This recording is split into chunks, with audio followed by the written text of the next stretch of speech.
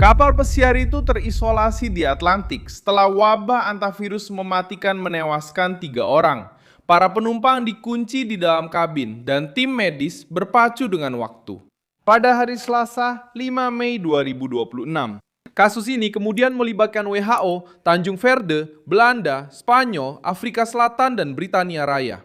Karena MV Rondios, sebuah kapal ekspedisi kutub yang berangkat dari Ushuaia, Argentina, akhirnya terdampar di lepas pantai Tanjung Verde tanpa izin untuk turun ke darat. Apa yang awalnya dimulai sebagai perjalanan ke daerah-daerah terpencil di Antartika dan pulau-pulau di Atlantik Selatan berubah menjadi krisis kesehatan yang serius. Dengan sekitar 150 orang di atas kapal dan sebuah pertanyaan besar yang menggantung. Bagaimana virus langka yang biasanya terkait dengan hewan pengerat bisa sampai ke sebuah kapal di tengah laut? Saya akan segera menceritakan semuanya, tapi sekarang Anda pasti ingin berlangganan saluran ini agar tetap mendapatkan informasi terbaru. Informasi secara real time, dengan kualitas jurnalistik terbaik yang pernah ada, sesuai standar kredibilitas, Milson Alves. Organisasi Kesehatan Dunia menginformasikan bahwa peringatan diterima pada 2 Mei setelah kasus penyakit pernapasan berat muncul di dalam kapal. Hingga 4 Mei terdapat 7 kasus yang dikonfirmasi atau diduga, dengan 2 kasus terkonfirmasi di laboratorium, 5 masih dalam penyelidikan, 3 kematian, 1 pasien dalam kondisi kritis, dan 3 orang dengan gejala ringan. Penyakit ini muncul antara 6 hingga 28 April, dimulai dengan demam, sakit kepala, gejala gastrointestinal, dan kelelahan. Namun, dalam beberapa kasus, penyakit ini berkembang menjadi pneumonia, kesulitan bernapas yang parah, dan shock. Situasinya menjadi lebih tegang karena antivirus tidak memiliki pengobatan khusus untuk melawan virus tersebut. Yang menyelamatkan nyawa adalah penanganan cepat, oksigen, perawatan intensif, dan evakuasi medis ketika kondisinya memburuk. MV Rondios bukanlah kapal pesiar biasa untuk liburan di pantai dan hiburan. Kapal ini digunakan untuk perjalanan ekspedisi ke daerah-daerah terpencil, dengan rute yang melewati wilayah seperti Antartika, Georgia Selatan, Pulau Nightingale, Tristan da Cunha, Saint Helena, dan Ascension. Kapal tersebut berangkat dari Ushuaia pada 1 April, membawa 88 penumpang dan 59 awak kapal, menurut data dari WHO. Ada orang-orang dari 23 kewarganegaraan dalam perjalanan yang dijual sebagai pengalaman alam ekstrim dengan pengamatan burung, paus, dan pemandangan terpencil. Dan disitulah letak kekhawatirannya. Pihak berwenang sedang menyelidiki apakah paparan terjadi sebelum naik kapal, selama perjalanan di Argentina, atau saat melakukan tur ke daerah-daerah di mana burung dan hewan pengerat hidup berdampingan di lingkungan alami. Korban pertama menunjukkan bagaimana krisis ini berkembang secara diam-diam. Seorang pria Belanda berusia 70 tahun mengalami demam, sakit kepala, dan diare ringan pada 6 April. Kondisinya memburuk dengan cepat dan meninggal pada 11 April di dalam kapal. Istrinya yang berusia 69 tahun juga jatuh sakit. Dia turun di Santa Helena dan dibawa ke Johannesburg, Afrika Selatan, tetapi meninggal pada 26 April. Setelah itu, seorang pria Inggris mengalami demam, sesak napas, dan tanda-tanda pneumonia. Dia dievakuasi di Ascension dan dibawa ke ICU di Johannesburg. Pada 2 Mei, seorang wanita Jerman meninggal di atas kapal setelah mengalami gejala beberapa hari sebelumnya. 3 kasus dugaan lainnya tetap berada di kapal, sementara tim medis mulai memeriksa para penumpang dan mengambil sampel. Cabo Verde tidak mengizinkan para penumpang turun karena risiko lokal harus dikendalikan sebelum ada izin apapun.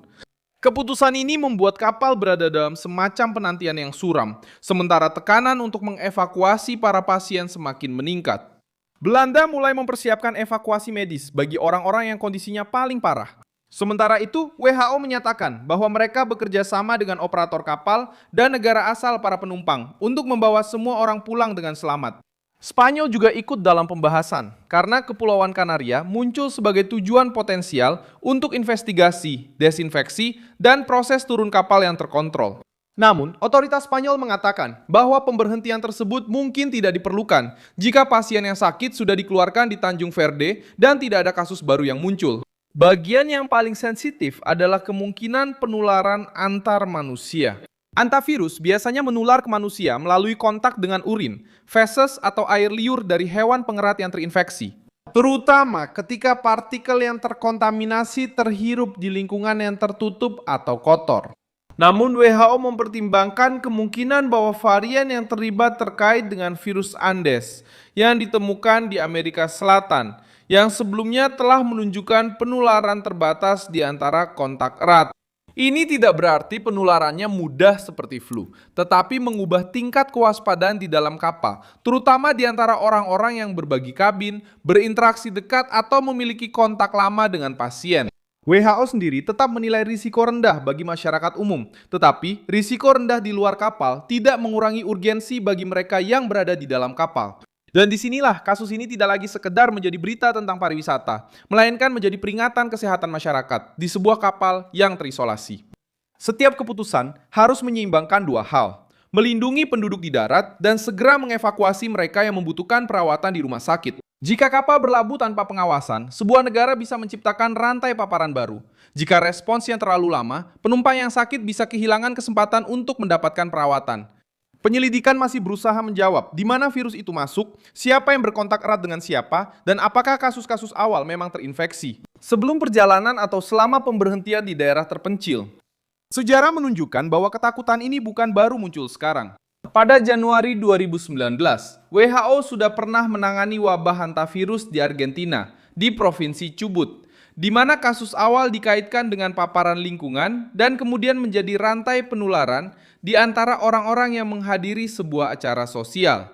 Penyelidikan menunjukkan kemungkinan penularan antar manusia dan beberapa kasus yang terhubung secara epidemiologis. Dalam peringatan tersebut, WHO mengingatkan bahwa hantavirus dapat menyebabkan sindrom paru berat dengan perkembangan cepat menuju kesulitan bernapas. Dan bahwa virus tersebut sebelumnya sudah memiliki riwayat penularan terbatas antar manusia. Di Argentina, MV rondios jadi tidak muncul begitu saja.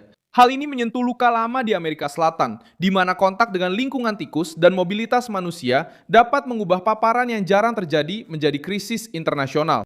Negara-negara lain juga sudah belajar dengan cara yang sulit bahwa kapal bisa menjadi titik kritis ketika penyakit muncul di lingkungan tertutup.